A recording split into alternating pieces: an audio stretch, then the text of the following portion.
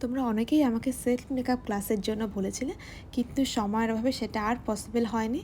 তবে আজকের এই সফট গ্ল্যাম অথচ লং লাস্টিং লুকটি নিয়ে যদি তোমরা ঠাকুর দেখতে বেরোতে চাও, আজকের টিউটোরিয়ালটা কিন্তু তোমাদের জন্য একদম ইজি স্টেপে। প্রথমেই আমি স্কিনটাকে খুব ভালোভাবে ক্লিন করে একটি সিরাম ইউজ করে নিয়েছিলাম আমার স্কিন টাইপ অনুযায়ী। দেন আমি একটি ওয়াটার বেস ময়শ্চারাইজার ইউজ করেছিলাম, আর স্কিনটাকে হাইড্রেটেড রাখার জন্য আমি মিস্ট ইউজ করে নিয়েছিলাম। দেন মেকআপটা লং লাস্টিং করার জন্য ইউজ করে নিয়েছিলাম একটি গ্রিপ প্রাইমার, আর লিপটাকে সফট রাখার জন্য অবশ্যই লিপ বাম ইউজ করে নিয়েছিলাম।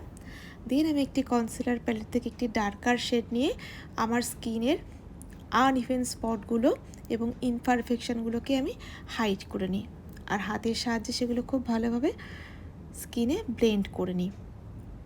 দেন আমি অ্যাপ্লাই করেছিলাম নার্সের ফাউন্ডেশন। যেহেতু আমার ড্রাই স্কিন তাই আমি এটা ইউজ করেছি, তোমরা তোমাদের স্কিনের অ্যাকর্ডিং ফাউন্ডেশন ইউজ করতে পারো। আর স্কিন প্রিপারেশন যদি পারফেক্ট হয়, তুমি যে কোনো কিন্তু ফাউন্ডেশন স্কিনে অ্যাপ্লাই করে মেকআপটাকে লং লাস্টিং করতে পারো। তো অবশ্যই স্কিন প্রিপারেশনটা খুব ভালোভাবে করে নেবে। দেন আমি একটি ব্রাশের সাহায্যে ফাউন্ডেশনটা স্কিনে খুব ভালোভাবে অ্যাপ্লাই করে নিই। দেন আমি টার্টের কনসিলার অ্যাপ্লাই করেছিলাম স্কিন টোনের থেকে লাইট শেড নিয়ে স্কিনের হাইলাইটিং জোনগুলোকে হাইলাইট করার জন্য, এবং এটিও আমি কিন্তু হাত দিয়ে ব্লেন্ড করে নিই।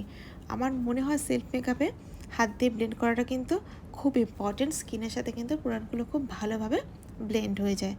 দেন আমি ইউজ করেছিলাম একটি লিকুইড ব্লাশ, আর তারপর আমি পুরো মেকআপটা সেট করেছিলাম একটি কম্প্যাক্ট দিয়ে।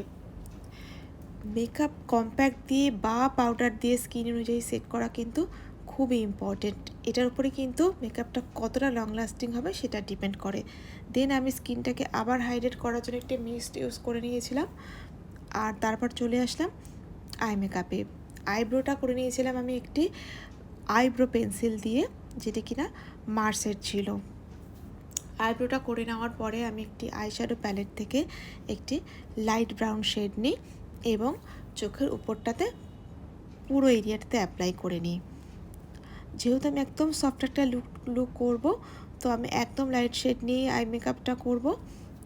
আইব্রো বোন এবং ইনার কর্নারটাও হাইলাইট করে নিয়েছিলাম, আর সেম কালার নিয়ে আন্ডার আইটা ব্লেন্ড করে নিয়েছিলাম। দেন আমি আউটার কর্নারটা একটু ডার্কার শেড নিয়ে কন্ট্রোল করে নিয়েছিলাম আইটাকে প্রপার শেপ দেওয়ার জন্য, ব্যাস এইটুকুই।